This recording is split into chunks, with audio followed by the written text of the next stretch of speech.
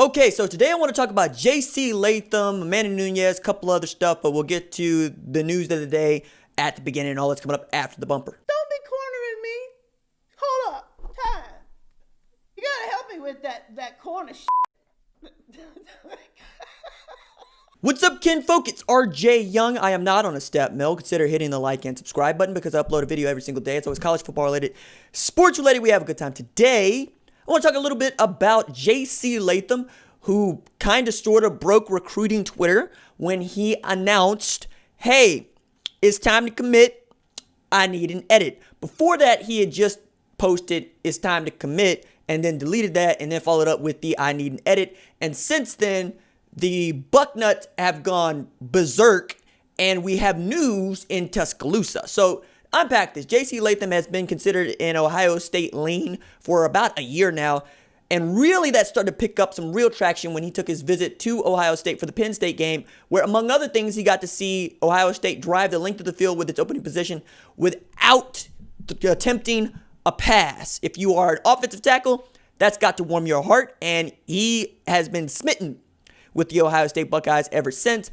And since then, they have been dominant in recruiting. They have picked up 5-star after 5-star, blue chipper after blue chipper, and they even managed to flip an Oklahoma commit within the hour.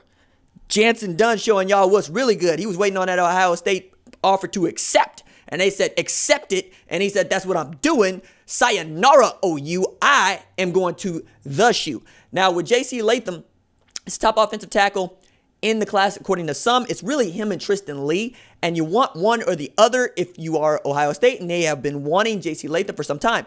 But we got news here recent that says it ain't a done deal for Ohio State. As a matter of fact, there are more folks that are feeling the Alabama commit than they are the Ohio State commit on the strength of IMG Academy. JC Latham, IMG Academy, Evan Neal, a graduate of IMG Academy, and ended up going to, yes, Alabama, and his ability to get playing time and really work his way into that starting offensive line in a relatively short amount of time has had some bearing on what JC Latham is thinking. Now, I know how badly Ohio State fans really want JC Latham in the boat, but if he decided to join Alabama, that would be a number of things, but not the least of which is they need a win. And if Nick Saban decided to sell out for JC Latham, it would not surprise me. Losing Latrell McCutcheon and Drake May about a month apart. Drake May was his 2021 quarterback. He flipped to North Carolina, a 4-star recruit with tremendous upside. He's a North Carolina legacy, but still pulling an Alabama quarterback from Alabama commit quarterback from an Alabama recruiting class, no small thing. And then Latrell McCutcheon, who decommitted, reopened his recruitment, feels like an Oklahoma lean out of Austin, Texas, but he's significant because he was the first commitment for Nick Saban in that 2021 class. So knowing how Nick Saban wants to recruit and how good they have been at offensive line, it doesn't shock me at all that Nick Saban would sell out for JC Latham. That said, I don't think that Ohio State's going to give up without a fight. And I mentioned Jansen Dunn and his commitment flip within the hour because that's how good this Ohio State Buckeyes coaching staff has been over the past 6 months in recruiting.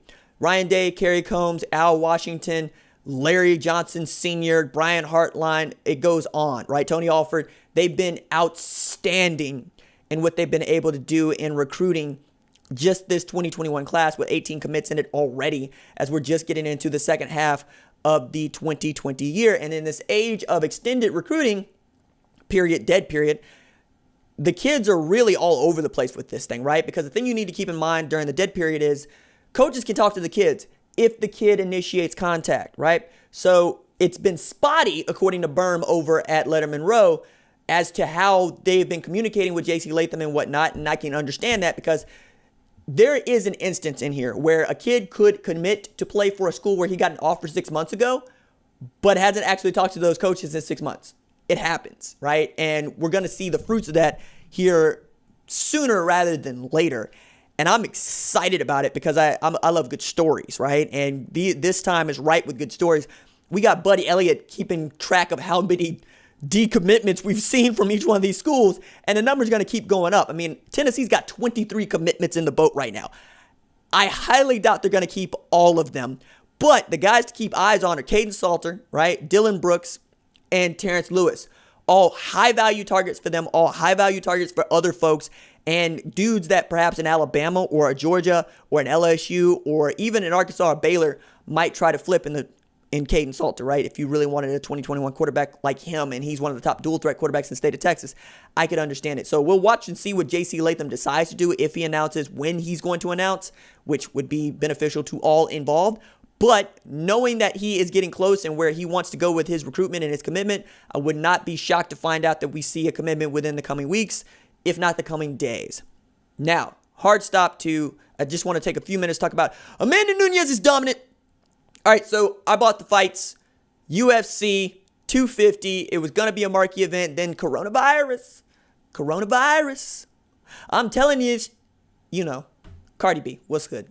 I love that TikTok. It's so good. But Nunes is the best pound for pound fighter among women, period. She might be the best pound for pound fighter regardless of gender. And after what she did to Felicia Spencer, I'm all like, yo, there's nobody else for her to fight. There really isn't. At 145, at 135, she's destroying people. At 145, more than 135, because it's really difficult for her to make weight at 135. Same thing with Chris Cyborg. But you got to remember that, yes, Amanda Nunes is the woman who dispatched Chris Cyborg inside of a minute. And that's a Chris Cyborg who had not lost a fight in 13 years. 21 straight fights she has not lost. And Amanda Nunes destroyed her in less than a minute. Did the same thing to Ronda Rousey. Nobody's heard from Ronda Rousey in MMA since. She is destructive. She is destroying people in a way that we are not used to seeing. And then you're putting more people in front of her. She keeps dispatching everybody. The fight before this one, she showed up out of shape and just kind of laid on the girl. And that was that, right? Now we're at a point to where she might actually be thinking about retiring, or could be thinking about retiring, because there is nobody else for her to fight. I mean, at this point, it's Valentina Shevchenko, but every time they fight at 135, we know how that goes. I still think that Valentina Shevchenko has a great opportunity to be the best pound fighter in the world. She's got to beat Amanda Nunes to do it, because at 125, it's really just her. But then we got Zhang Weili, who might come up to fight her at 125. I don't know. We'll see. But those are your three, right? It's Valentina Shevchenko, it's Zhang Weili, and it's Amanda Nunes. But it's Amanda Nunes by miles. And I'm not sure what that says about the women's division, but it might be a Ronda Rousey situation where we thought there was nobody else for Ronda Rousey to fight. And then up pops Holly Holmes, and then up pops that high kick to the face, and then down goes Ronda Rousey. And we've basically been clowning on Ronda Rousey ever since, even as she used to armbar everybody. I mean, these are the kind of situations where everybody's just trying to pull anybody out of the woodwork. Like, there's folks on Twitter that was like, bring back Gina Carano. Like, nah, let that woman just act. She don't want no smoke with Amanda St. Nunes. She don't want to do that. Maybe she'll start to loosen up now that she got a baby on the way. So we'll see about that. But nah, man, like, I watched that fight last night and it was great. But the fight of the night, Cody Garbrandt, my God, with the Street Fighter connection at the buzzer. That was so awesome, because, like, it's a haymaker, it's a shot, it almost never works. My man crouched and cracked, and it was awesome. It's crouch, crack, and then, golly, I thought Sean O'Malley was going to have fun tonight, knockout of the night, because, he had a walk-off Stone Cold right cross to the face to Mr. Mustache, and down goes that dude, only white dude in the world that can get away with calling himself Sugar. I'm serious. Like, Sean O'Malley is that dude. And then before the fights on the pay-per-view, we had Alex Karagas actually destroying other people. Afro Thunder off in this joint, just getting people. Mr. Pokeball, that's my favorite. That dude actually rolled Pokeballs at people after he defeats them. That's peak nerd, looking like Jim Kelly out there in the octagon, having so much fun with it. But no, the fights was good. Now we're going to see who gets to fight. I mean, if Jose Aldo and I forget the other dude that's going to fight for the vacant belt, if they don't show up, you go ahead and put my mans in there. Okay? That's all I'm saying. Speaking of my mans, Cody, good on you. 3-fight skid. After you lost the belt, looked like you might be climbing back up the ranks. We'll see how that goes. All right. That's it for me. Deuces.